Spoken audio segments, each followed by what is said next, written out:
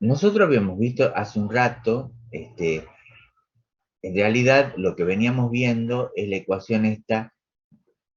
¿Se acuerda? La ecuación del primer principio de la termodinámica era esta ecuación, ¿sí? Delta de E es igual a Q menos el trabajo. Y lo que habíamos visto era que el valor de la variación de la energía interna dependía de la cantidad de calor que entraba o salía del sistema y del trabajo que realizaba el sistema. ¿Sí? Y decía que estas dos variables, estas dos magnitudes, Q y W, no eran funciones de estado. En cambio, delta D sí era una función de estado. Es decir, ¿qué quiere decir que sea una función de estado? Que yo tengo, en un punto yo puedo poner, ¿sí? En un dado punto, en un estado yo puedo poner un E1 y en otro punto un E2. Pero no puedo poner, ¿sí? Lo que yo no puedo poner es, por ejemplo, si yo estoy en un gráfico así, PB, si yo estoy en el estado 1, yo tengo un E1, ¿sí? Y si yo estoy en el estado 2, tengo un E2. ¿Estamos ahí? Lo que no tengo, ¿sí? Es que lo que no tengo es, no existe, no existe ni un Q1, ni existe un trabajo 1. ¿Estamos? Eso no existe. Ni existe un Q2, no existe, ni existe un W2. ¿Por qué? Porque sí existe la cantidad de calor y el trabajo que cuando va de 1 a 2 por este camino, ¿estamos ahí? Tengo un valor Q1 y un valor, o por ejemplo A, podemos ponerlo, un valor A y un trabajo A.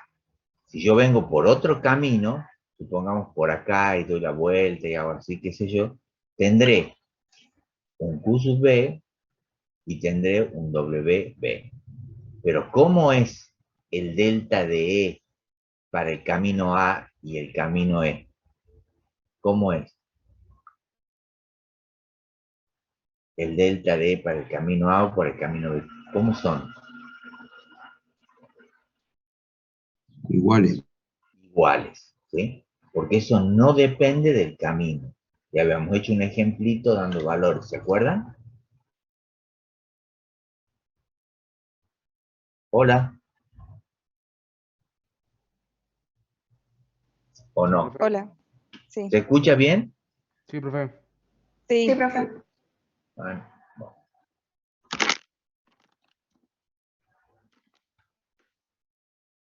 Entonces, y acá yo les había puesto ayer que, les había puesto ayer que dice, le había marcado que la energía describe una propiedad cuyo valor es distinto, ¿sí? Para cada estado. Por otro lado, calor y trabajo son interacciones y no propiedades. ¿Estamos ahí? Por lo tanto, es imposible asignar un valor al trabajo o calor de un estado en particular. Solo se puede medir en un cambio de estado, o sea, cuando haya un proceso. El calor transferido al sistema y el trabajo realizado sobre el sistema son flujos de energía y dependen de los detalles de cómo cambia el sistema entre estados termodinámicos y no de los estados finales por sí mismos. ¿Está claro eso o no? Sí, profe. Hola. Sí, profe. ¿Sí?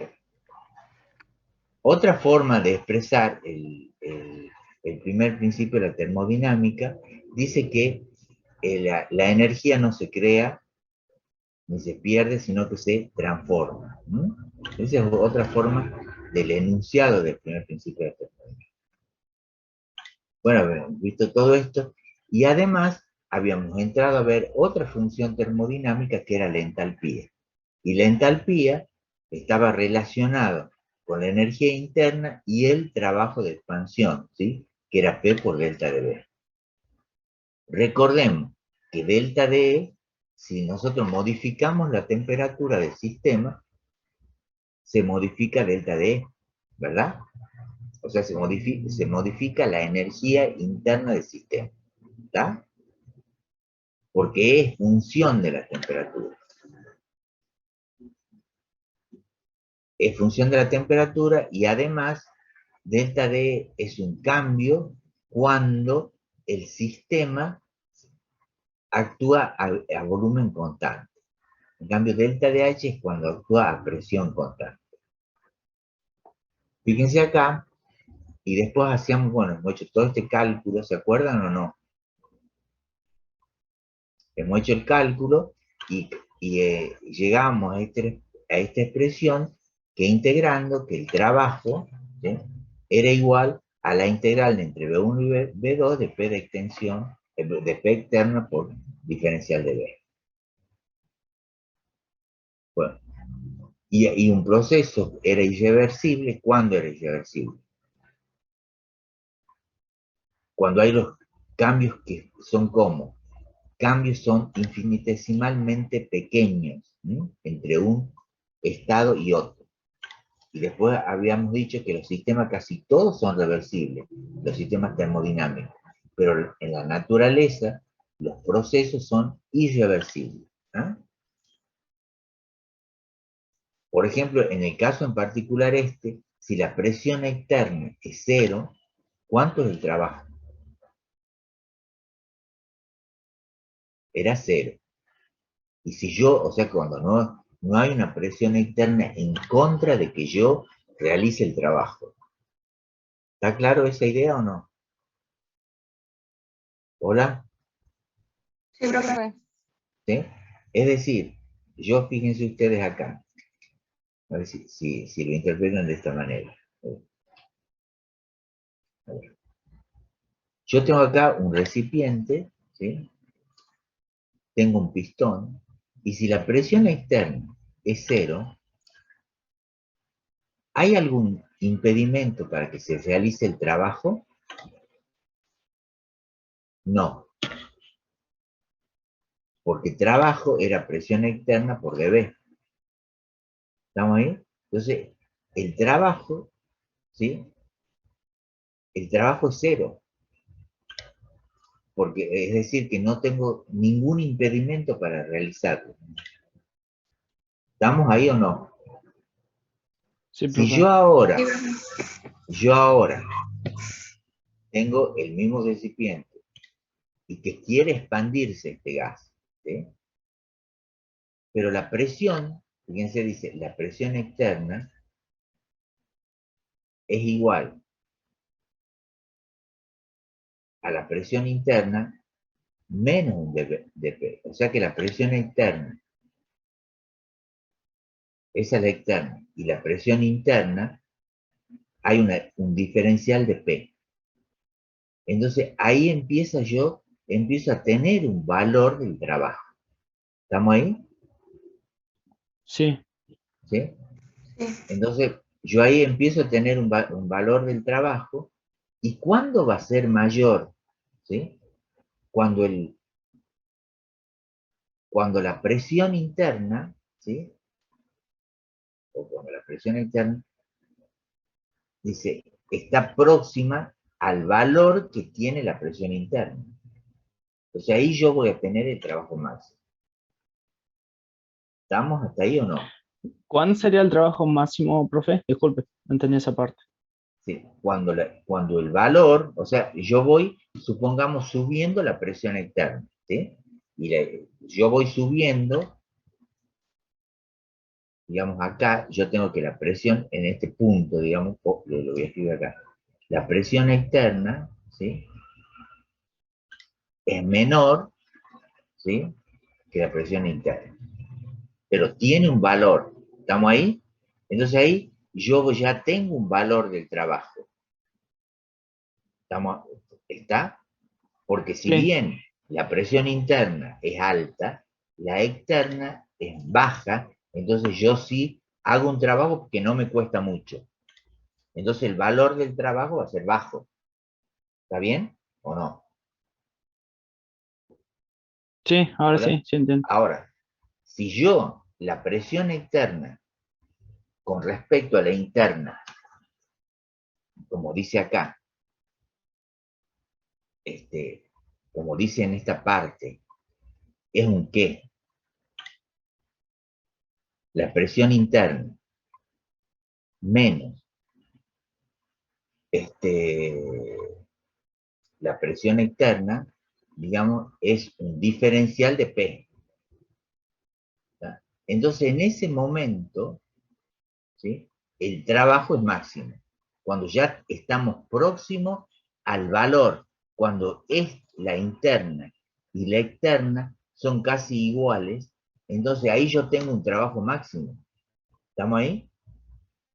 ¿Se entiende Sí, esto o no? profe. Sí, sí, ¿Ah? ahora sí.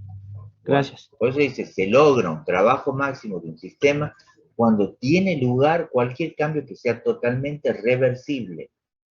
Ahí hay un trabajo máximo. El trabajo no es función de estado, ya que depende de la trayectoria o camino seguido. ¿Estamos ahí o no? Entonces, fíjense, por eso es que nosotros acá en la gráfica esta de P, en función de B, yo tengo un trabajo A, por un lado, ¿sí? Un trabajo A, y yo tengo por otro lado un trabajo B. Fíjense, el trabajo A es ¿cuál? Es esto que tengo acá, es todo esto, ¿sí?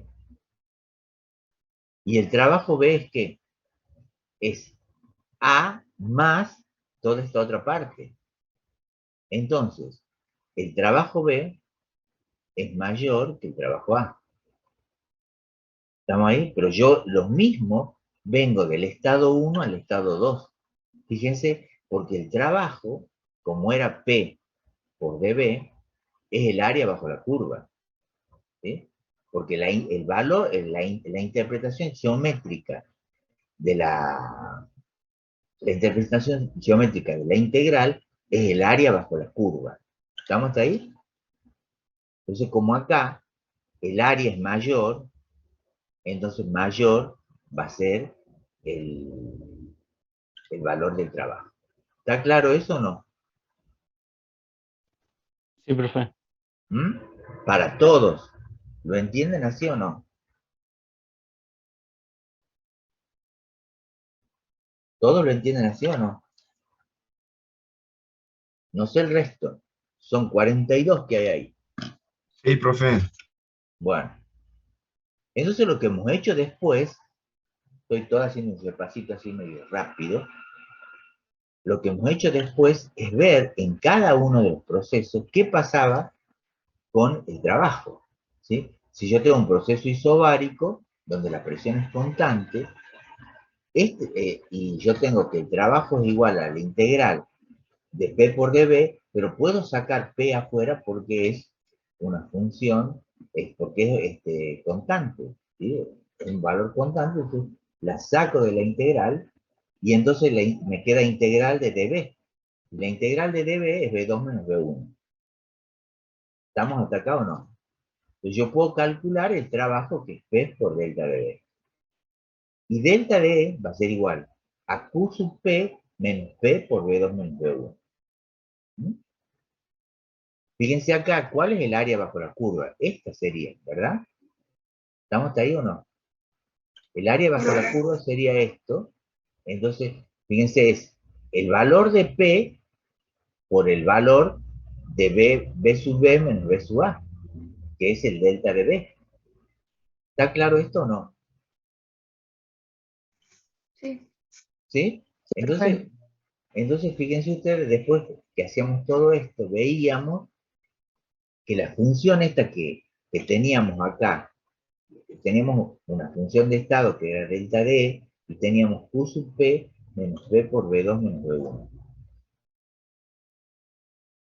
Ordenando acá de otra manera, llegábamos a esta expresión, ¿sí? Y esta expresión era delta de P por delta de B, ¿sí? Y ordenando, eso no es otra cosa que la entalpía, ¿no?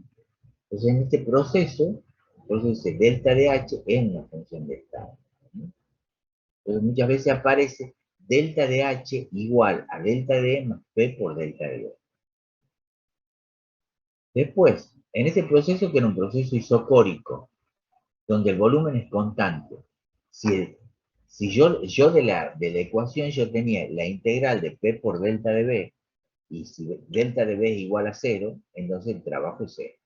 Entonces, en un proceso que es isocórico, el trabajo es igual a 0, porque no hay acá área bajo la curva. ¿Estamos hasta ahí o no? Hola, Sí, profe. ¿listo? ¿Sí? Bueno, acá el trabajo es 0. Bueno, esto lo tienen hecho.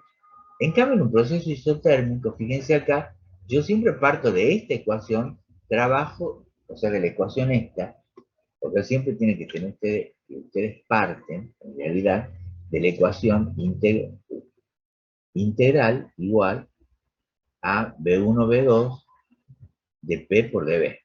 ¿Sí? Esa es la ecuación que yo parto.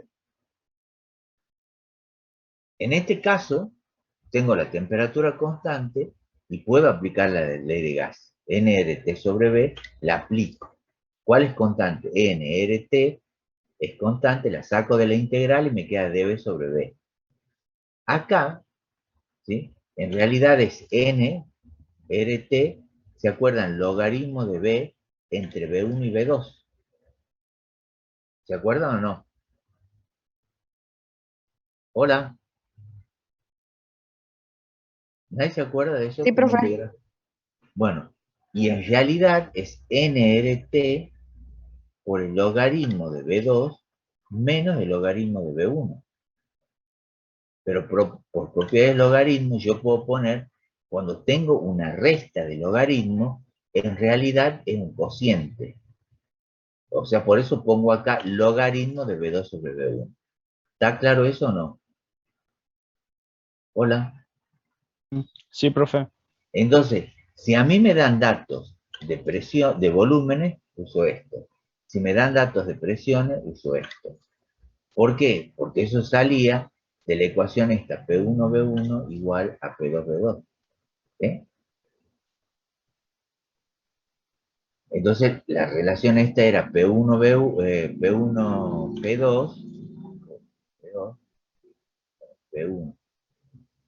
P2 es igual a B2B1. ¿Estamos hasta ahí? ¿Cómo es el proceso acá? Si la temperatura es constante, es decir que delta D es 0. ¿Está? Porque no hay modificaciones de la energía interna del sistema. Y ahora entramos en otro tema que está relacionado con la capacidad calorífica. Entonces, habíamos visto que Q era igual a mc por delta de T, ¿sí? Donde C podría ser calor específico, ¿sí? O yo también puedo poner esta expresión como, por ejemplo, puedo poner esta expresión como Q igual a nc por delta de T. Si yo pongo n acá, ¿sí?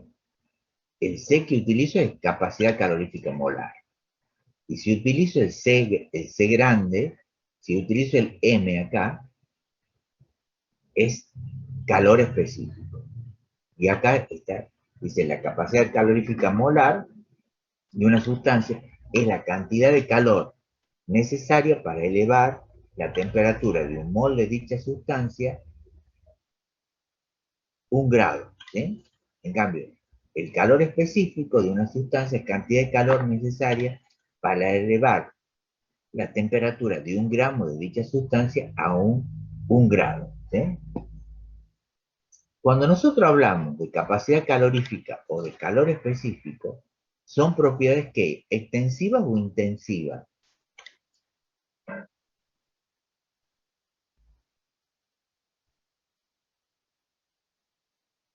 ¿Qué son? ¿Extensivas o intensivas? Hola, ¿Intensiva? intensivas. ¿Por qué son intensivas? Porque estas propiedades no dependen de la cantidad de materia considerada, sino es una propiedad característica de la sustancia que estamos tratando. ¿Estamos ahí? Fíjense ustedes acá, que yo ayer hablábamos de que, por ejemplo, yo tengo el calor, este, ¿quién tenía mayor calor específico? ¿La lata o la madera? La madera. La madera. O sea, toda sustancia, porque el calor específico me está diciendo que es una capacidad de aguante, es decir, cuánto aguanta ese material de recibir calor y no aumentar su temperatura. Entonces, cuando mayor sea el calor específico, mayor es la capacidad que tiene ese material de recibir calor y que no le afecte para aumentar su temperatura. Es decir, que todos los aislantes térmicos tienen un valor de un calor específico alto. ¿Estamos hasta ahí o no? Sí, profe. Hola. Sí, Bueno, profe. si yo, por ejemplo, nosotros estamos sumergidos en un fluido, el fluido es el aire, ¿sí? Nosotros, por ejemplo, hemos tenido variaciones de temperatura diferentes, ¿sí?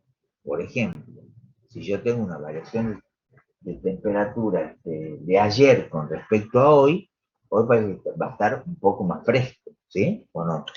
No sé, Esperemos que sí. sí. Entonces, supongamos que hoy está más fresco, hemos tenido, ayer supongamos ha hecho 28 grados, pongamos un número, y hoy estamos con 10. ¿Cuánto es el delta de temperatura? La variación de temperatura. ¿Ah? 18. 8.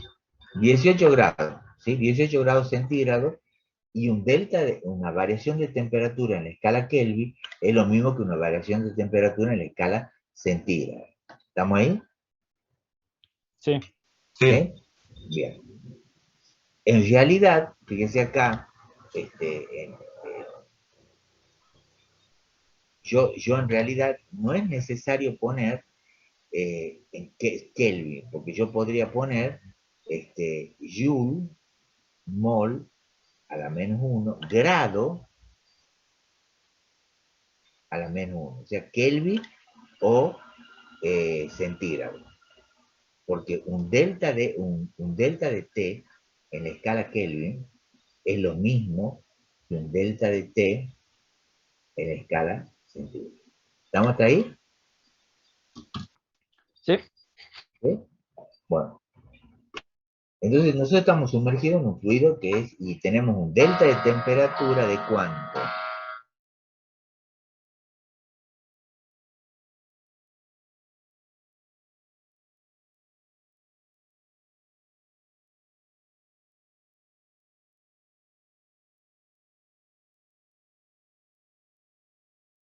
O sea, tenemos una variación de temperatura de 18 grados centígrados. ¿Mm? Ahora, en este fluido que nosotros estamos sumergidos, los peces en el agua, el Carillal, ¿habrá tenido la misma variación de temperatura que nosotros o no?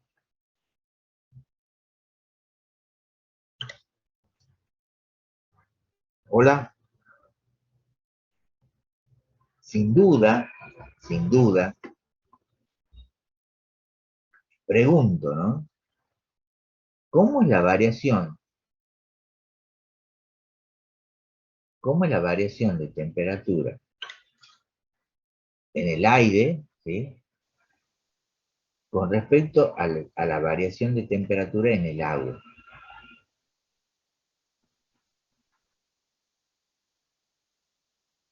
¿Dónde ha En el variado aire es más? más grande En el la aire es variación. mayor, así. ¿Por qué?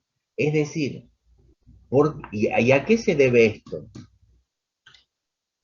¿Cómo es el calor específico en el aire con respecto al calor específico en el agua? ¿Quién es mayor? Y el agua tiene mucho más calor específico. Tiene mucho más calor específico. ¿Estamos ahí? Es decir, que por ejemplo, un ser vivo que esté hidratado está más preparado. ¿Para qué? para aguantar cambios térmicos que uno que esté deshidratado. ¿Está clara la idea o no? Sí, ¿Sí? Por eso, digamos, en realidad los peces están más, digamos, están más protegidos que nosotros, porque ellos no sufren las variaciones de temperatura que nosotros. ¿Mm? Y ¿por qué se riega las plantas? ¿Sí? Ahora que está tan seco esto, ¿por qué se riega? Porque unas variaciones, unos cambios, ¿sí? Ya sea por abajo, o sea, deltas negativos o deltas positivos, ¿sí? ¿Qué pasa? Esa variación de temperatura la sufre ¿quién? La sufre la planta, porque si las variaciones de temperatura son altas, entonces también van a ser altas, digamos, las modificaciones en la estructura de una planta. ¿Mm?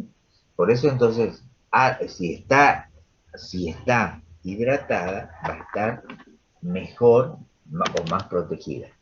¿Estamos hasta ahí o no? Sí, Hola. Bien. En gases, nosotros tendríamos Q sub B era igual a delta D, Q sub P igual a delta DH, ¿sí? Y en un sistema cerrado, en equilibrio, ¿sí? Yo tengo propiedades intensivas que son funciones de quién? De la temperatura, de la presión y del volumen. Entonces puedo entrar a hablar de C sub P, que es igual, o sea, que es capacidad calorífica a presión constante y capacidad calorífica a volumen constante. ¿Mm? Tengo 1 sobre n, Q sub P diferencial de T. ¿De dónde sale esa expresión? Esa expresión sale ¿de quién?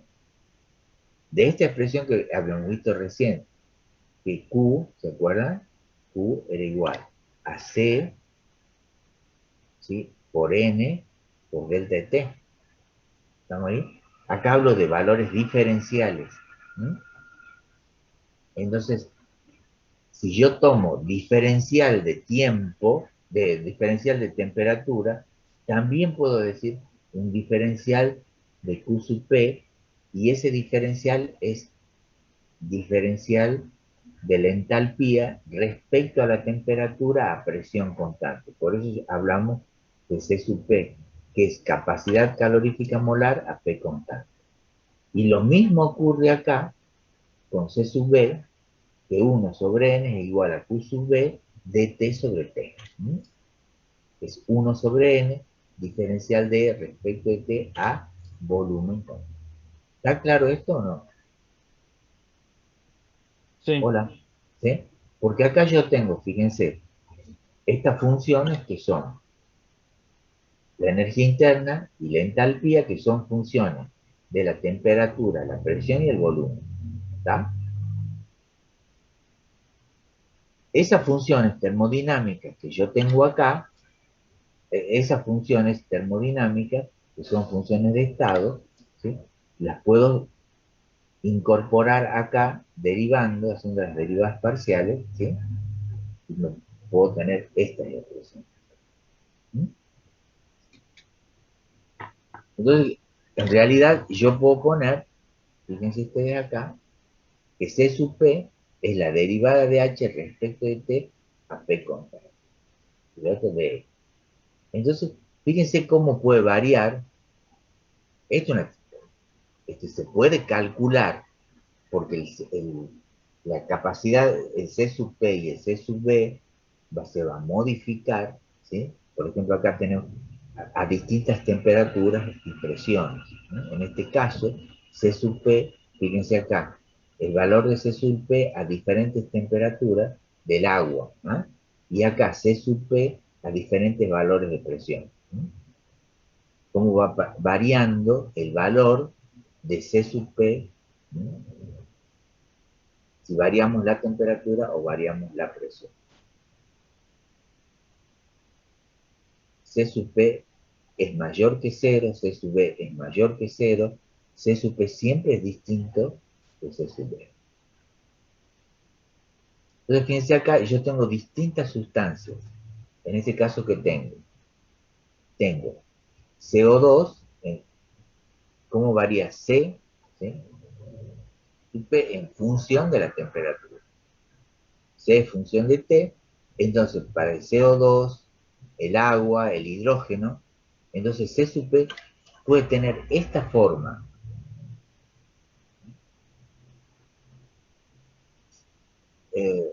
¿Nunca han usado el Excel ustedes? ¿Hola? Sí, profe.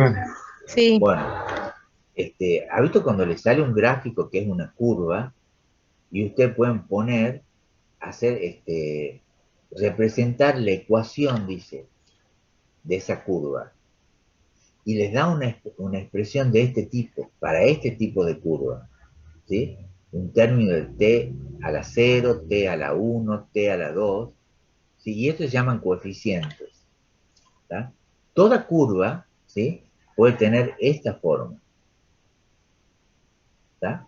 Entonces, fíjense, datos experimentales, utilizando el programa Excel, ustedes pueden, este, digamos, saber los valores de alfa 1, beta 1 o gamma 1, ¿tá? Para, para el proceso que ustedes tengan en cuenta. ¿Mm? Eso es el C sub P para gases, ¿sí? Para sólidos, C sub P, por el peso atómico, es más o menos, lo puedo poner de esta manera, 6,3 más o menos 0,4.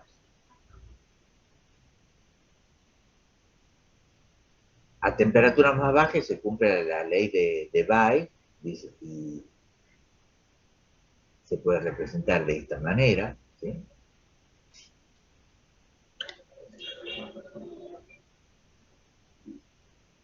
Y estas expresiones, fíjense, si yo tengo de la ecuación que teníamos hace un rato, que Cp era igual a qué? A derivada de h respecto de t, yo puedo pasar el dt al otro miembro y me queda que diferencial de h es igual a Cp por dt. O sea que la integral, ¿sí? de la entalpía 1 desde H1 hasta H2, diferencial de H es igual a la integral T1, T2, Cp de T. Si Cp es constante, yo puedo salir de la integral, ¿sí? Y me queda esto. Cp T2 menos T1, ¿sí? Para un mol de gas, yo podría representar de esta manera. ¿Eso cuando qué? Cuando Cp es constante. Ahora, si Cp tiene esta forma, que tengo yo acá, fíjense cómo se nos complica la historia. Porque yo de esa manera, bueno, acá, tanto para Cp o como para Cb, ¿sí? Si son constantes, no hay ningún problema. Ahora, si no son constantes, ¿sí? Si no son constantes, yo tengo que, ¿qué hacer? Yo tendría que, por ejemplo, poner, en el caso de que no sean constantes, por ejemplo acá, si me dice que delta de H va a ser igual a la integral entre T1 y T2, que supongamos alfa 1 más beta 1, todo eso a la T más gamma a la T al cuadrado más eta, supongo al cubo, más, así, diferencial de T. Yo tengo que integrar eso porque no lo puedo sacar, porque es función de quién, es función de la temperatura. Entonces yo tengo que integrar cada uno de estos términos por separado para conocer el valor de delta de H. ¿Se entiende esto o no? Sí, profe. Hola. Bueno, Sí, profe. bueno, fíjense ahora, nosotros vamos a ver esta ecuación. ¿Qué ecuación era? Dice cambios energéticos en relación con cambio en las propiedades del sistema. Yo tengo acá que delta D es igual a Q menos el trabajo. Y aparte yo sé que delta D es función de T y de B. Si es función de T y de B, ¿sí? Entonces yo, ¿qué puedo aplicar? Si es función de T y de B, puedo aplicar el teorema de las derivadas parciales, ¿se acuerdan? Que no era otra cosa que la diferencial de E es igual a la derivada parcial de E respecto de t a b constante por dt, más la derivada parcial de E, o sea, de la energía interna respecto al volumen, haciendo constante la temperatura por diferencial de B. ¿Qué es esto? Es la rapidez de aumento de la energía respecto a la temperatura. O sea, cómo aumenta la energía interna respecto a la temperatura.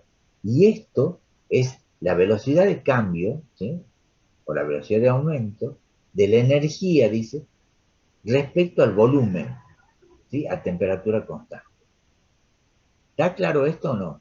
Hasta acá. Hola. Sí, profe. Dice, esta ecuación establece que si la temperatura de un sistema aumenta en una cantidad de T y el volumen aumenta en una cantidad de B, entonces el aumento total de la energía interna de E es la suma de dos contribuciones. El primer término, ¿sí?, es el aumento resultante solo del aumento de la temperatura. Y el segundo término es el aumento de energía solo del aumento de volumen. ¿Estamos hasta ahí o no? Entonces, ¿cómo aumenta? Esta ecuación, ¿qué me dice? ¿Cómo aumenta la energía interna cuando yo aumento la temperatura y el volumen? Y esto que yo tengo acá, que son las derivadas parciales, no, me están diciendo cómo es que varía esta magnitud, ¿sí?, esta función de estado, que es la energía interna, cuando yo modifico la temperatura, haciendo el volumen constante. Y en el otro lado, en el segundo término, es cómo varía la energía interna respecto del volumen a temperatura constante. ¿Sí? ¿Están entendiendo acá o no? Hola. Sí, profe. La idea de esto es lo siguiente, chicos. Esto dentro de unos años se lo van a olvidar, ¿sí? Capaz que estudian para el parcial y punto, y después les va bien y demás. La historia es lo siguiente, que ustedes, todas estas cosas que nosotros vamos para llegar a un resultado, las tienen que entender, porque de esa manera, ¿sí? ¿Se acuerdan cuando yo decía el concepto de lo que es una derivada parcial? Bueno, una función, ¿sí? Esperen 2 segundos que me están hablando de...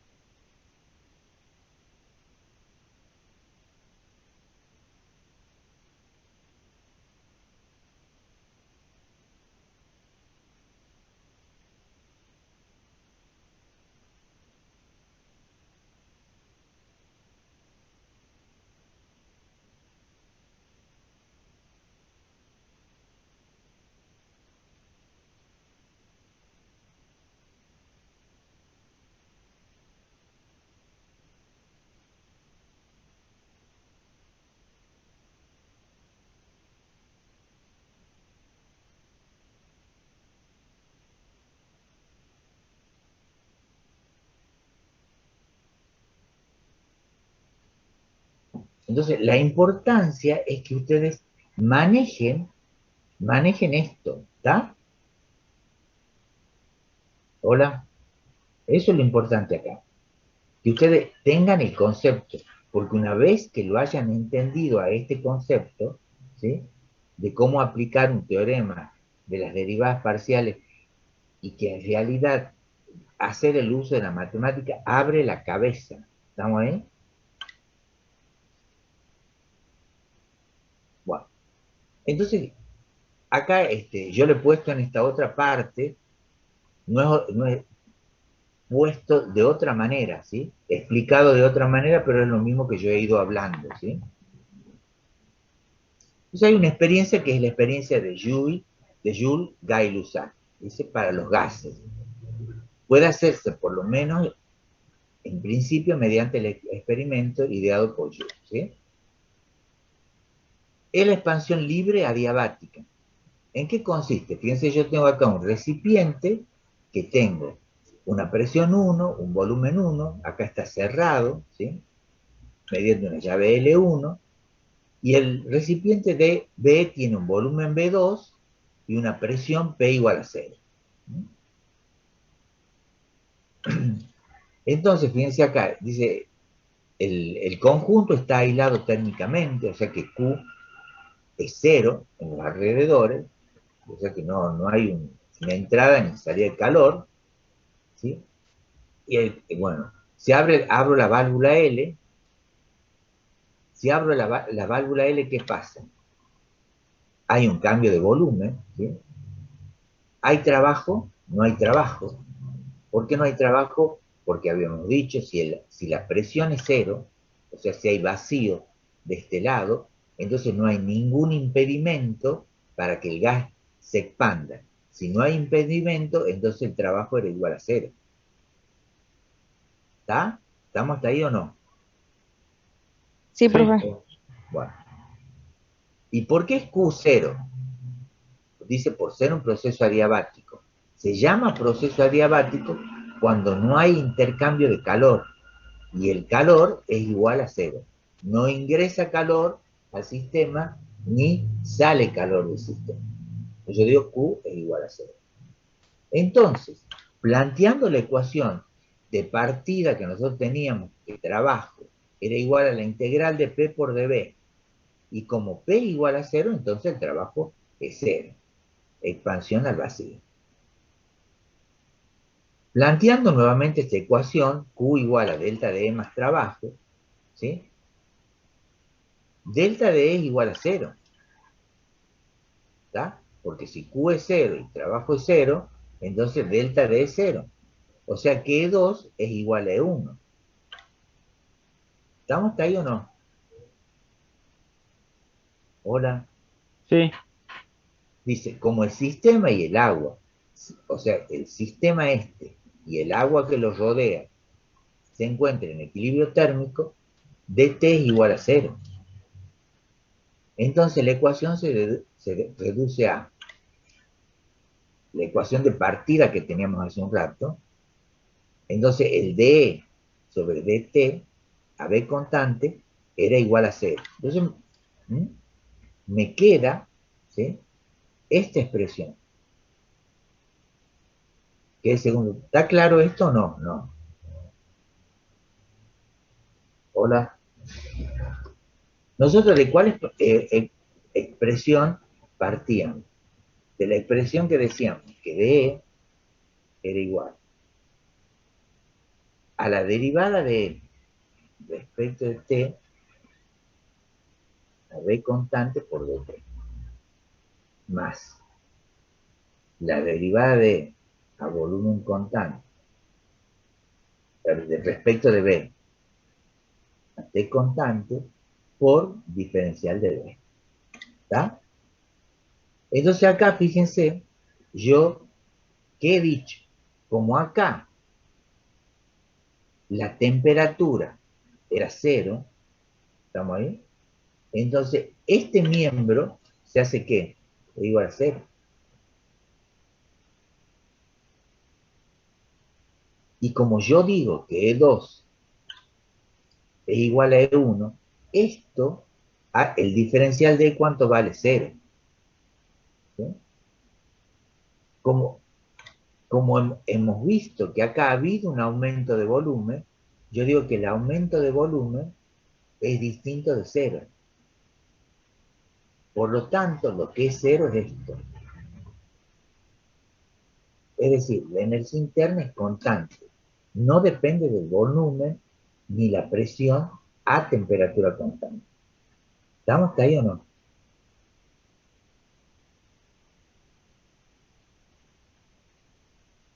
Hola. Sí, profe. Sí, sí. Es Sí, decir, profe. que yo, de la expresión esta que tenía adelante, el que le he puesto acá arriba yo, ¿sí?, de E sobre la derivada de respecto de B a t constante es 0. Y la derivada de respecto de P también puedo poner a t constante es también igual a 0.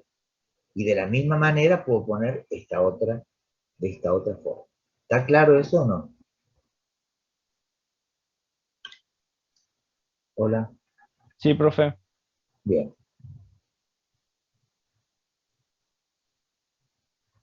¿Qué es la diferencia esta entre las capacidades caloríficas? Fíjense acá, CP menos CB. Acá CP menos CB, yo sabía que era la derivada de H respecto de T a P constante, menos la derivada de E respecto de T a volumen constante. ¿Sí?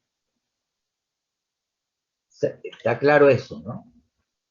Es decir, como H es igual a E más P por B, diferenciando esto puedo poner de esta manera. Y si yo divido en T me queda así, ¿o no? ¿Hola?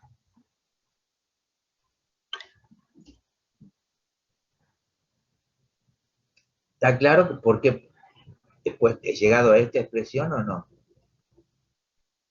De esta ecuación que yo tengo acá, que le he Sí, puesto profe. diferencial, ¿sí? ¿Hola?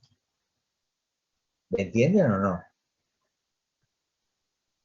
Sí, sí. Bueno, yo tengo esta expresión. De esa expresión la pongo en función del diferencial. Y divido en dt. Divido en dt a presión constante. Entonces me queda esta expresión que sale de acá. Entonces yo puedo reemplazar esto que tengo acá, la derivada de h respecto de t a p constante, en esta ecuación. Entonces reemplazando me queda esto. ¿Está? ¿Estamos hasta aquí o no? Hola. Sí, profe. Entonces Sí, ahora, profe. Sí. como E es función de t y de b, yo puedo poner esto, ¿o no? Aplicando el teorema de las derivadas, fundamental de las derivadas parciales. Entonces D es igual a la derivada de respecto de t, a volumen constante de t y demás. Que ordenando, si a esto yo lo divido en t, me queda esto. ¿Estamos hasta acá o no? O sea, esta expresión la divido en diferencial de t. Entonces me queda diferencial de respecto de t a p constante, derivada de respecto de t a b constante y así. ¿Estamos ahí o no?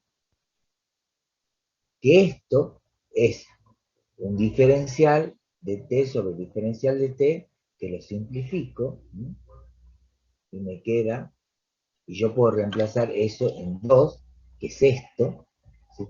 O sea, en lugar de poner esto, yo voy a poner esto otro que tengo acá. Y me queda esto. ¿Sí? ¿Me siguen o no? Sí, profe. ¿Mm? ¿Y después qué hago? ¿Puedo simplificar ahí? ¿Mm?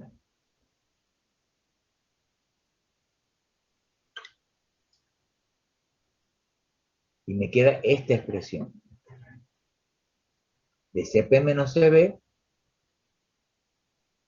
que lo puedo ordenando, puedo ponerlo así, porque yo tengo derivada de B respecto de T, P constante, en este término y en este otro término. Eso lo puedo poner de esa manera. Y yo tenía que esto era igual a 0, por la experiencia de Joule. Entonces me queda esto. ¿Sí? Que esto, la derivada de B respecto de T, P constante, fíjense si yo tengo la expresión P por B RT y tengo que derivar eso, ¿sí? Me queda R, la derivada de T respecto de T, que es 1, y es igual a R. ¿Sí? O sea que CP menos CB es igual a R. ¿Se entiende o no?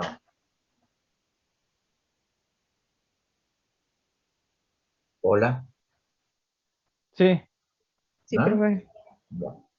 Sí, profe.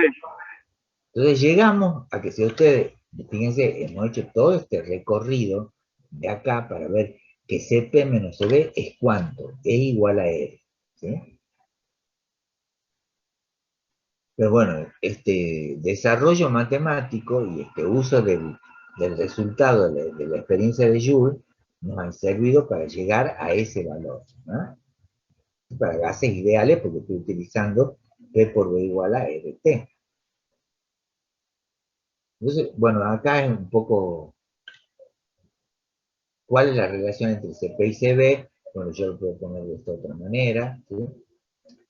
Pero CP y CB lo puedo poner así, y bueno, llegamos a esta expresión, ¿sí?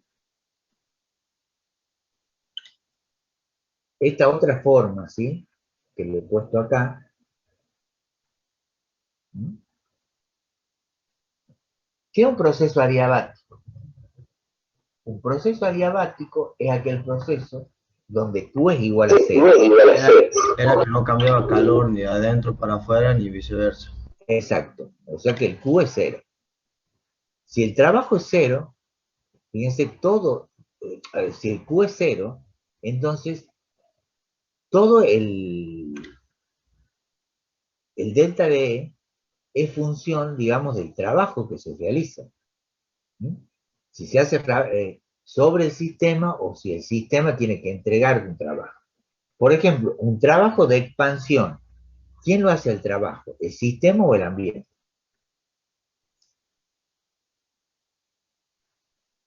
Yo tengo un sistema. El sistema se quiere expandir, un gas. ¿Sí? Ese gas se quiere expandir. ¿Quién lo tiene que hacer ese trabajo? ¿El sistema o el ambiente? ¿Sistema? El sistema. ¿Has visto cuando vos te pones un desodorante en aerosol, sentís que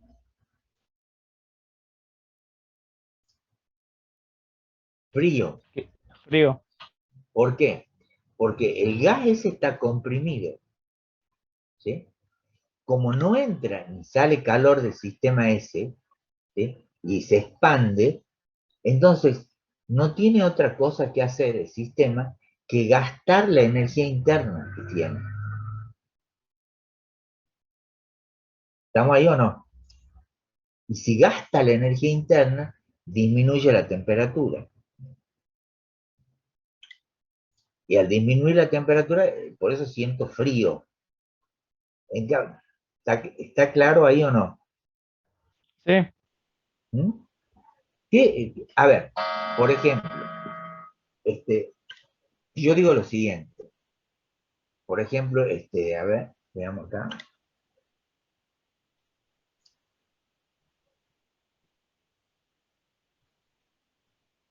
Mm,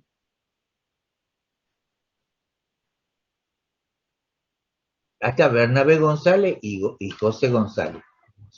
¿Sí? González Dilacio y José González. ¿Sí? ¿Están acá o no?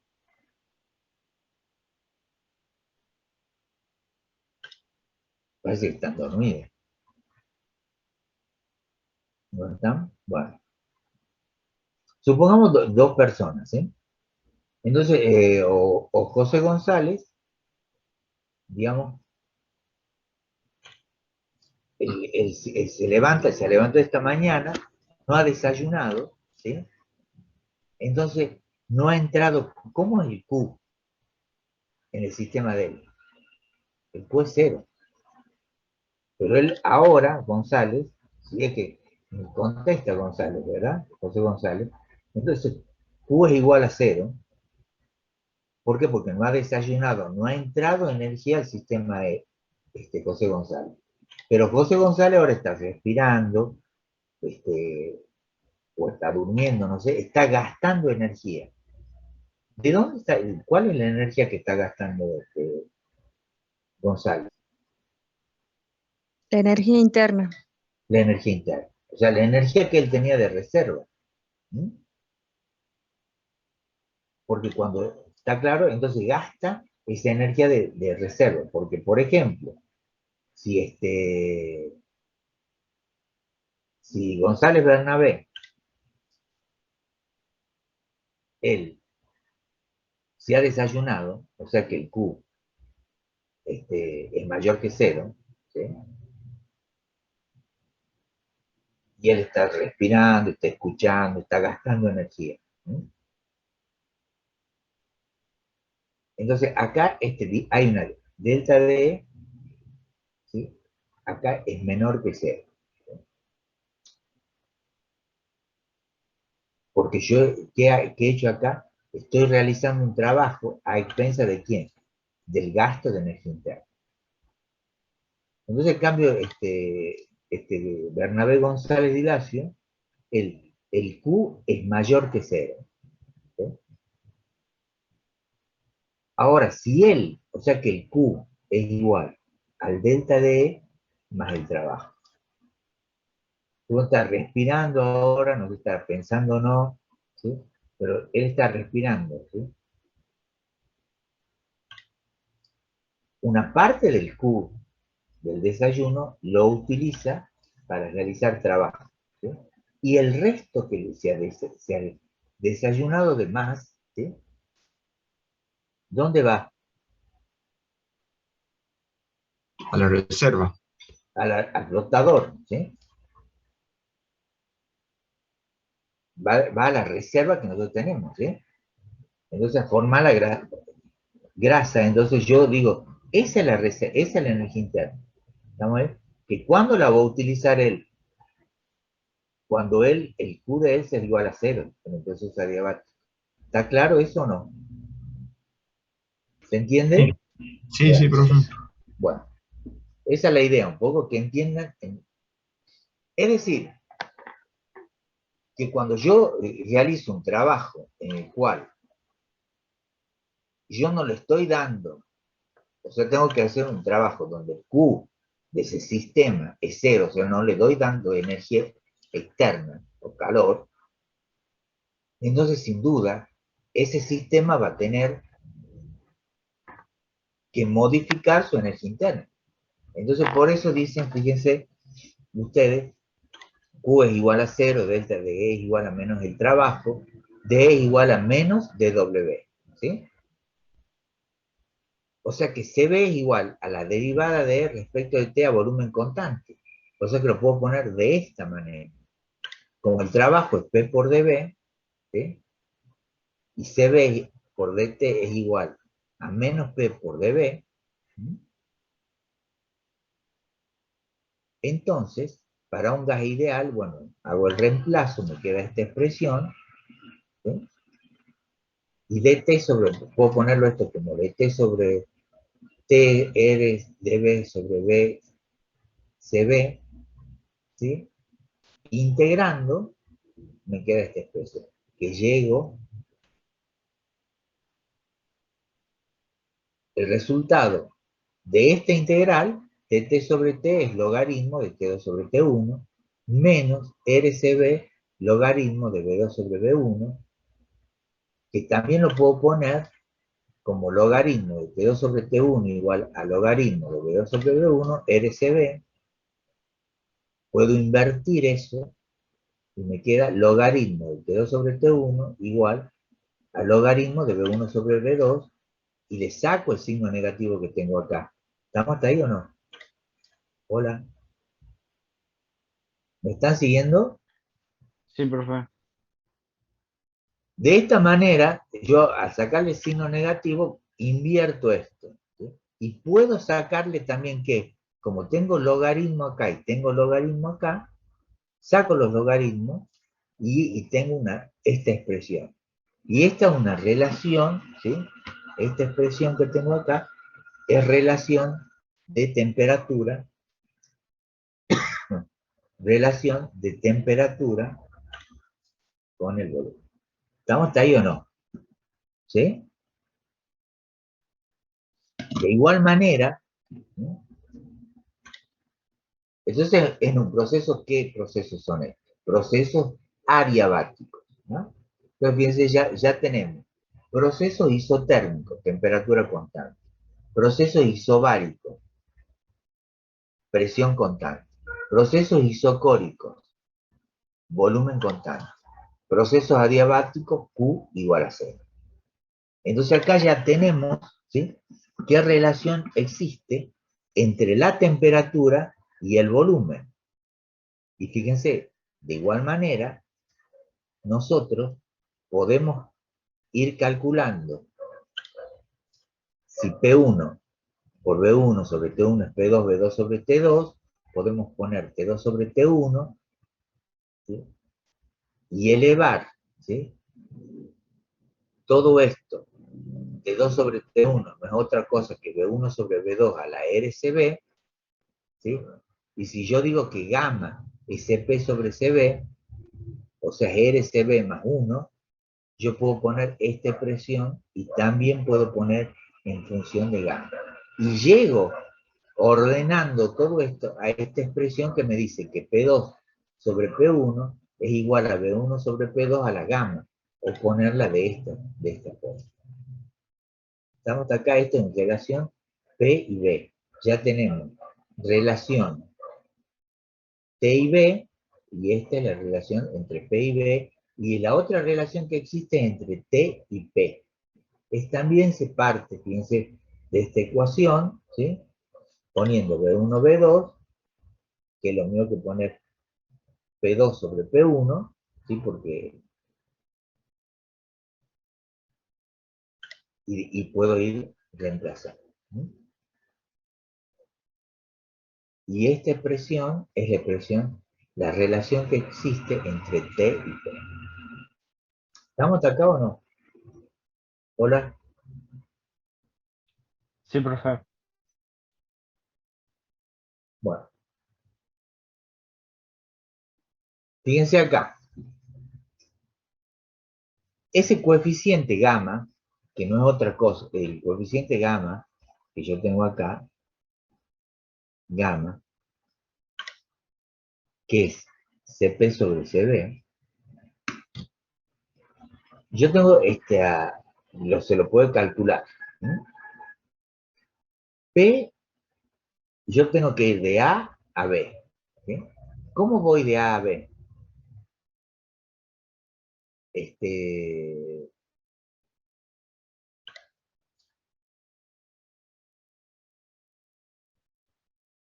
Lo que nosotros hacemos es lo siguiente. Yo tengo este gas, ¿sí?, en un recipiente, ¿sí? Lo expando a ese gas, ¿sí? Si va de A a B, así, ¿qué proceso es?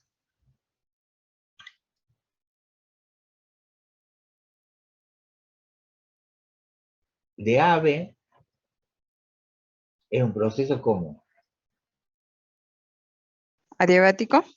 es adiabático, ¿sí? Es un proceso adiabático donde Q yo sé que es igual a 0. Y donde se cumple que la presión 1 por volumen 1 a la gamma es igual a presión B por B final a la gamma. ¿Estamos ahí? Que ordenándolo lo puedo poner de esta forma. ¿Está bien ahí o no? ¿Sí?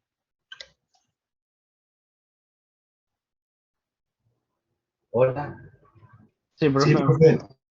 Bueno, ahora, yo de A al punto C, a ver, veamos así. Yo estaba en A, ¿verdad? En A tenía una presión 1, un volumen 1, una temperatura 1. He llegado a B, tengo una presión B, ¿sí?, un volumen final y una temperatura T2. ¿Cómo es T2 con respecto a T1? Menor. Menor. Yo sé que T1 es mayor que T2, ¿verdad? Porque si yo he gastado el delta D, porque es un proceso adiabático, sin duda ha disminuido la temperatura. ¿Está? Ahora, si yo lo dejo al gas nuevamente, ¿sí?, si ese gas, al cabo de un tiempo, ese gas va a alcanzar la temperatura ambiente, va a volver a la temperatura ambiente desde B a C. Por eso llega desde B a C a una temperatura que era igual que la temperatura inicial, o sea, por eso C tiene la temperatura T1 igual que A. ¿Estamos ahí? ¿Se entiende esto o no? Sí, ¿Eh? Bueno, entonces, fíjense que yo, desde A a B, ¿qué proceso es? Desde A a C. Es un proceso isotérmico. ¿A través de quién? De una temperatura T1. Y ahí se cumple que, ¿qué? La ley de Boyle, que dice esto.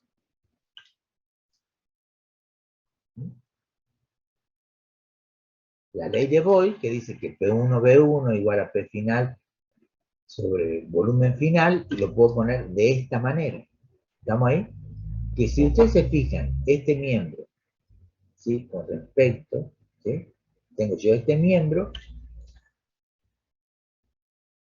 y ese miembro lo organizo, es igual que a esto, ¿sí? Si yo a este le paso para el otro lado. Entonces, reemplazando 1 en 2, reemplazando esto acá, 1 en 2, ¿qué me queda? Yo tengo PI, PB, entonces me queda PI, PB a la gamma, ¿sí? Y aplicando logaritmo, me queda que el logaritmo de PI sobre PB es igual a gamma logaritmo de PI sobre P final. En realidad este es un práctico de laboratorio que se llama, el práctico es determinación de CP sobre CP por el método de Clemens y de Sorno. En realidad es un equipo, ¿sí? Que nosotros lo tenemos en el laboratorio, que es re sencillo, que es una dama Juana, que le hemos puesto conectada a un... No lo tenemos acá. No. Es una dama Juana, ¿sí? Que le hemos puesto...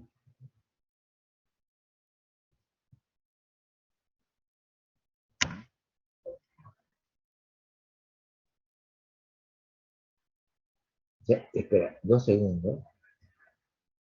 Ya.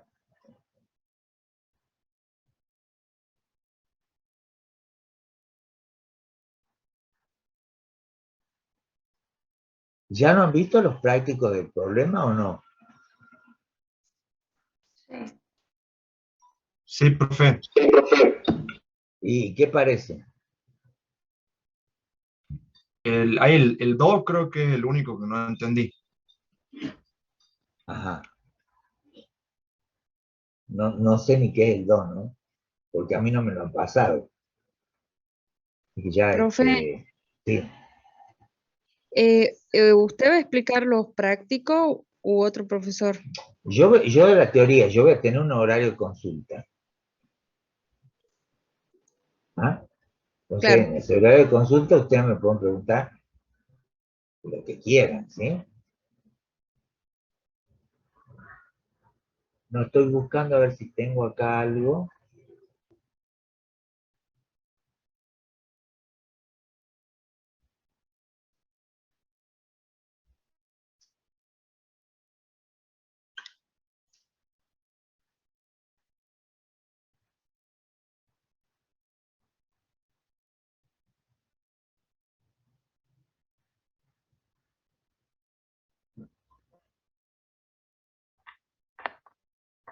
Bueno, no importa. Bueno, es un práctico del laboratorio, ¿sí? Que ya lo vamos a ver cuando tengamos el laboratorio, ¿no? Es el método de Clemens y de Sorno, que en realidad, fíjense acá, en realidad yo quiero calcular el valor de gamma, ¿sí? El valor de gamma es diferente para molecular. diatómicas y moléculas monoatómicas, ¿sí? Y entonces acá yo lo que quiero es calcular el valor ese de gamma, que es Cp sobre Cv, y cuando yo vengo, hago un proceso adiabático, después un proceso isocórico, y relaciono el proceso isotérmico desde A a C, y el proceso adiabático desde A a B, que yo tengo AC y AB. Los relaciono a ambos y llego a esta expresión, ¿sí? Y de esa expresión yo puedo medir la presión inicial, yo puedo medir la presión barométrica y puedo medir la presión final. O sea, con esos tres datos puedo calcular el valor de gamma, ¿sí? Y eso se lo puedo hacer en el laboratorio. Bueno, y ahora vamos a ver otra experiencia que está relacionada con la experiencia de Julie Thomson que hemos visto recién. Dice, y al comprobarse que los experimentos de Joule fallaron al pretender detectar el efecto térmico de un gas que se expande libremente, y otros experimentos más precisos y sensibles orientados en el mismo sentido fueron realizados por Julie Thomson. Así se comprobó que existe una variación de la temperatura cuando los gases reales se expanden libremente, lo que tiene importancia en la licuación de los gases. En estos experimentos se trabajó con dispositivos que permiten al gas fluir de una presión elevada a otra reducida a través de una válvula de escape. El sistema estaba térmicamente aislado, ¿sí? De forma que al pasar el gas por la válvula no se absorbía ni se desprendía calor. Esto es que Q es igual a 0. El experimento de Julie Thomson se realizaron medidas de temperatura a un lado y otro de la válvula de escape, y el resultado permitió conocer cuál era la variación de temperatura para una variación de presión. Entonces acá, en realidad, fíjense, nosotros en la experiencia anterior, nosotros tomábamos que E era función de T y B, y acá tomamos que H es función de T y P, aplicamos el teorema de las derivadas parciales, ¿sí? Y tengo esta expresión, ¿sí? Si yo tengo que el proceso es dP es igual a 0, entonces la ecuación se convierte en esto. ¿Estamos ahí? Entonces ya no tengo esta parte. Porque si yo pongo como condición que P es 0, entonces Cp, y Cp es esto, derivada de H respecto de T a P constante, yo llego a tener esta expresión, ¿sí? ¿Estamos hasta acá o no? Hola. La identificación de la derivada parcial de H respecto de P a T constante, con cantidades fácilmente accesibles al experimento, tropieza con las mismas dificultades experimentales que para calcular de E sobre la derivada parcial de E respecto de B a T constante. Bueno, acá hablo un poco de todo lo que es el experimento, ¿sí? Pues yo tengo este experimento, fíjense acá. Este experimento es de Julie Thomson, o también le dicen efecto Joule-Kelvin. El mismo, Kelvin y Thomson es la misma persona. O sea, Joule es un científico y Thomson es otro. Lo que pasa es que después le han puesto Lord Kelvin, y bueno, quedó también como Kelvin. Dice acá, es el proceso en el cual la temperatura de un sistema disminuye o aumenta al permitir que el sistema se expanda libremente manteniendo la entalpía constante. Fíjense, yo tengo acá el proceso A, ¿sí? Tengo una membrana porosa, ¿sí? De este lado, y yo puedo venir desde A a B, ¿sí? Tengo P1, B1, y acá tengo P2, B2. Q es igual a 0. Esto es visto de una forma. O sea, lo que yo hago es llevar esto de acá para acá. y se va cogiendo la otra. ¿Estamos hasta ahí o no? ¿Se entiende esto o no? Yo tengo dos émbolos, uno acá y otro acá. Tengo una membrana porosa acá, presiono este émbolo acá y se coge este émbolo para acá. Y esto es lo que me queda después. Entonces, si Q es 0, delta D es igual a menos el trabajo. O sea que P1 es igual a 0 menos B1. O sea que el trabajo en A es igual a menos P1 por B1. Y el trabajo en B es la integral entre 0 y B2 de P2 de B, y es P2 menos B2 menos 0. O sea, el trabajo en B es P2, B2. O sea que el total es la suma de los dos. ¿Estamos hasta ahí o no? Sí. ¿Sí? Bien. Entonces yo tengo que delta D es igual a E2 menos E1, ¿sí? Reemplazando en 4 y en 5, ¿sí? Este 4 y este 5, ¿sí? Yo puedo poner de esta manera. Y me queda que estas expresiones, ¿sí? Que E2 más P2 por B2 es igual a E1 más P1 por B1, y esto no es otra cosa que la entalpía, ¿sí?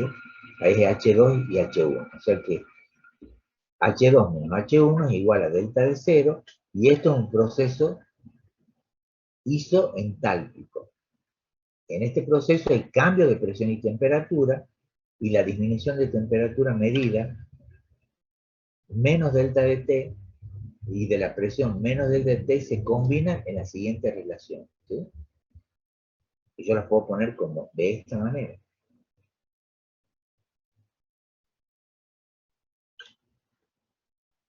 Acá, no sé cómo no se ve bien, y he cambiado porque me falta, no sé por qué no se veía bien esta parte de abajo. Entonces, este coeficiente, esa relación que existe entre la temperatura, la variación de temperatura y la variación de presión, ¿sí? Se llama coeficiente de Joule-Thomson, que lo puedo representar como la derivada de T respecto de P a entalpía constante. Entalpía constante porque decíamos que era un proceso isoentálpico, ¿sí? ¿Y ese valor para qué nos sirve? Ese valor, ese coeficiente de Joule-Thomson, ¿sí? Puede ser o positivo, 0 o negativo. Si me dice que es positivo, los gases se calientan por compresión y se enfrían por expansión, ¿sí? Si es 0, los gases no se calientan y se enfrían por compresión o expansión. Y si son negativos, los gases se calientan por expansión y se enfrían por compresión. El coeficiente de Joule-Thomson es positivo para todos los gases a temperaturas menores o iguales a la temperatura ambiente, excepto para el hidrógeno y el helio. Esto quiere decir que la mayoría de los gases se enfrían cuando se expanden adiabáticamente. Es decir, que ¿cómo va a ser el valor del coeficiente de Joule-Thomson para la mayoría de los gases? Positivo, negativo, 0.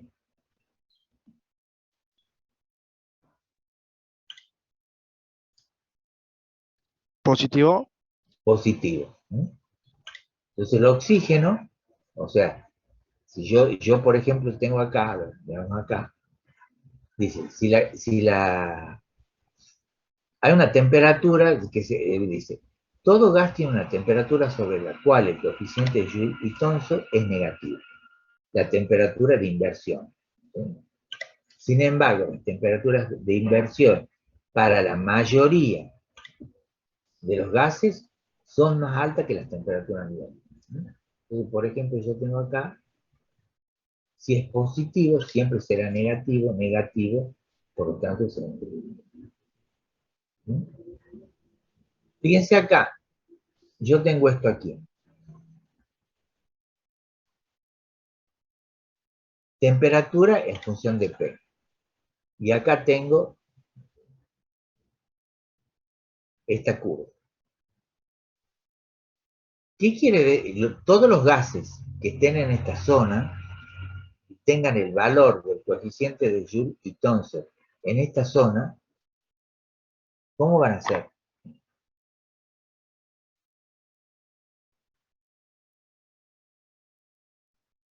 Cuando se expanda, ¿qué le va a pasar?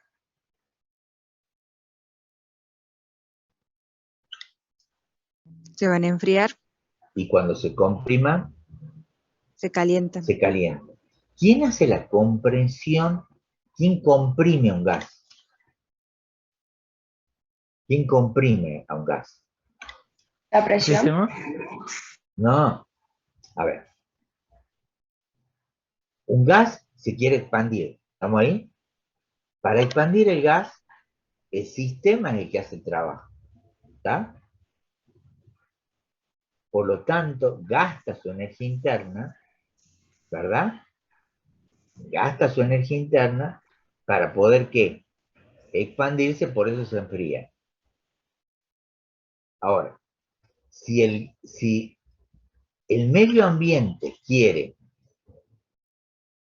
comprimir ese gas, ¿estamos ahí? Si lo quiere comprimir el medio ambiente, el que gasta es ¿quién? El ambiente, Medio la ambiente. energía. Claro, estás realizando un trabajo sobre el sistema. Por eso es que la temperatura aumenta, porque están realizando un trabajo sobre él. Y como el Q es cero, ¿sí? ¿Está? Entonces, por eso para la compresión, el coeficiente, ¿sí? Para la compresión, digamos, hay un aumento de temperatura y el coeficiente de Joule-Thomson dice, es positivo porque los gases se calientan por compresión y se enfrían por expansión. Entonces, todos los valores, los gases que tengan entre T y P estén en esta zona, ¿sí? Son positivos, entonces se calientan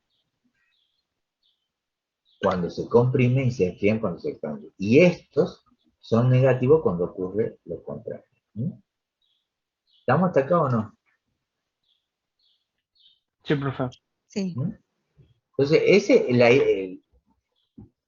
es porque en realidad ustedes tienen que ver, digamos yo, qué es lo que pasa con los sistemas, ¿Profe?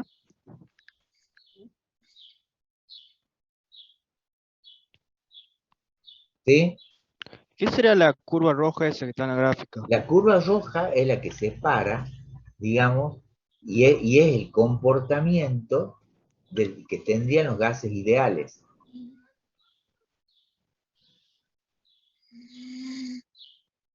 A ver, ¿ha visto en la experiencia de Gay-Lussac de hace un rato? Donde hablamos de diferencial de E respecto de T, ¿sí? O sea, en esa experiencia, ¿sí? Consideraban a los gases como gases ideales. Entonces, con esta experiencia de Julie Thomson, en realidad lo que se considera ya los gases reales, ¿ah? Ya los gases reales, ¿sí? Entonces, fíjense acá, esto rojo dice que el coeficiente de Julie Thomson es 0 para gases ideales, pero eso no ocurre en la realidad, ¿ah? Y lo que estén adentro de la curva, los gases que estén adentro de la curva, van a tener un valor positivo del coeficiente de Joule-Thomson. Y los que estén afuera van a tener un valor negativo. ¿Está? Sí, gracias. Bueno, así como va variando, ¿sí? El coeficiente de Joule-Thomson, fíjense, para el helio, para el hidrógeno, para el nitrógeno, para el argón, para el CO2, para los distintos gases. Cuando la temperatura va bajando, fíjense cómo va aumentando el valor del coeficiente. Bueno, esta otra forma de verlo al coeficiente Joule-Thomson.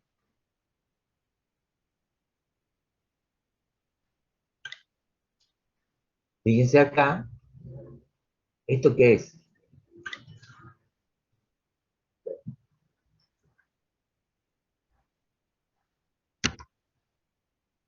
Cuando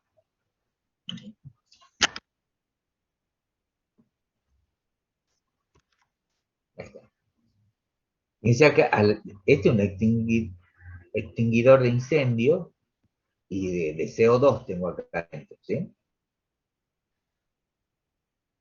Yo tengo CO2 a alta presión. Si yo abro esto, ¿qué sale? El CO2. ¿Qué le pasa?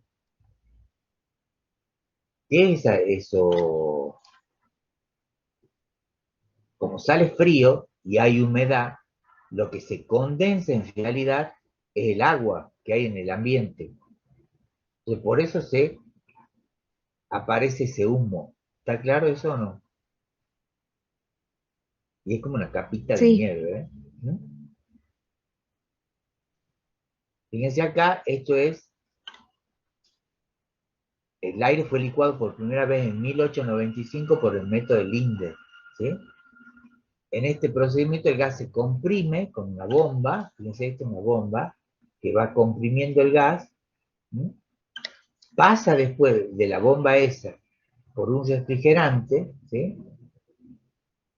Que lo enfría, ¿sí? Y luego, ¿sí? Dice, se hace pasar por un serpentín que se enfría por un líquido refrigerante, pasa por otro serpentín para mayor enfriamiento, ¿sí? Y finalmente por una válvula donde se expande a presión atmosférica. Y ahí ya se expande y yo lo tengo en el estado líquido. Y se condensa porque se enfría. Fíjense, es lo que ocurre de un refrigerador en las heladeras, ¿sí? ¿Ha visto la bocha? La bocha es lo que hace comprimir, ¿está? Se comprime mediante la bomba B, lo que provoca que el gas se caliente, se disipe el calor y se condensa a una, hago que se disipe, ¿sí? Se condensa a una presión alta, el líquido presurizado pasa a través de una válvula C y de ahí se expande. ¿Ha visto la parte de atrás del refrigerador? De la heladera. sí, está congelado. No, pero no, atrás de la heladera por afuera, que hay como una parrilla. ¿Nunca han visto? Una parrillita ahí. Esa Sí, profe. parrilla es lo que hace el serpentín este. Y eso es lo que hace que baje la temperatura. Y devuelva y se continúa así, ¿sí? Lo que dice, se expande a baja presión, por lo que se vaporiza y se enfría, lo que mantiene a baja temperatura el interior del refrigerador. Las bombas succionan nuevamente el gas frío, que está a baja presión, repitiendo el ciclo, ¿ves? Va haciendo eso, ¿está? Porque es una bomba, ¿sí? Que va recibiendo este aire de acá, un circuito cerrado, ¿no? Acá se expande,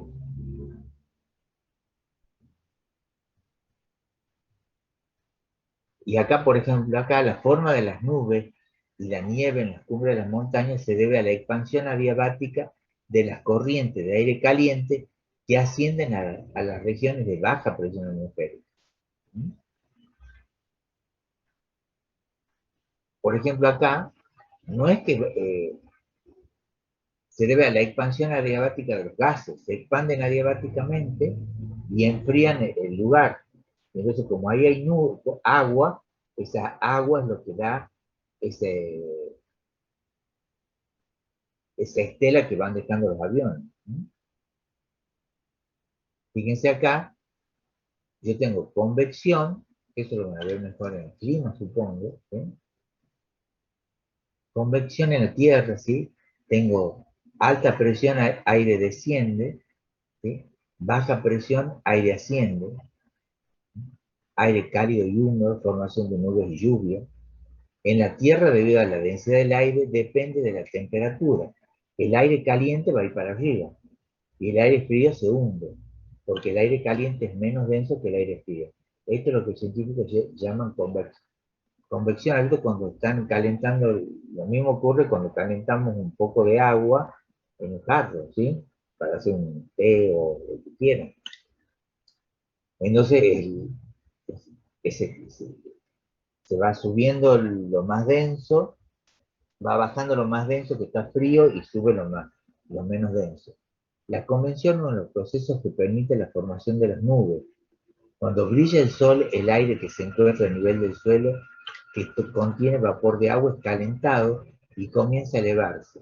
Según va ascendiendo, comienza a enfriarse.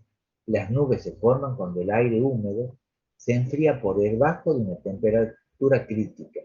Entonces el agua se condensa sobre partículas diminutas suspendidas y forma gotas en la nube. ¿Mm? ¿Está claro? Sí, profe. Bueno. Bueno, esto, ya vamos a ver qué día les conviene a ustedes que yo dé consulta, con la parte teórica, bueno, y eventualmente sobre la parte práctica también, ¿no? Pero los profesores de las prácticas, ellos lo van a distribuir en horarios, ¿está? Creo que van a armar comisiones, y en esas comisiones ustedes van a tener un profesor de prácticas.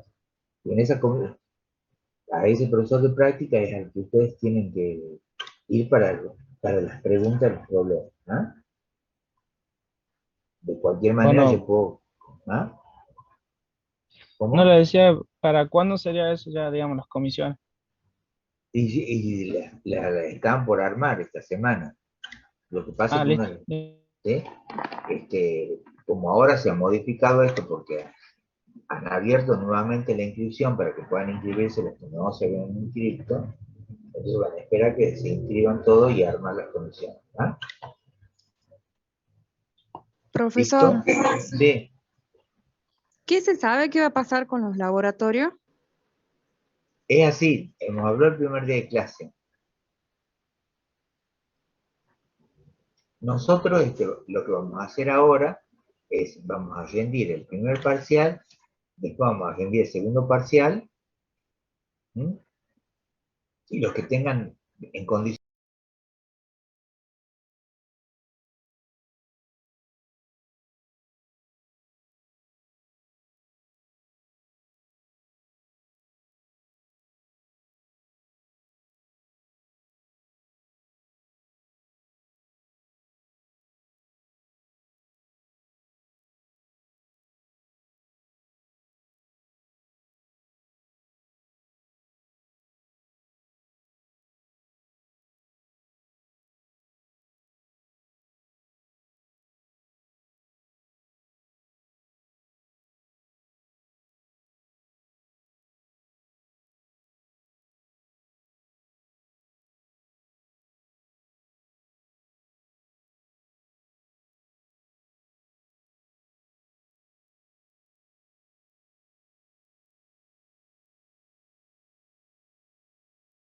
tenemos.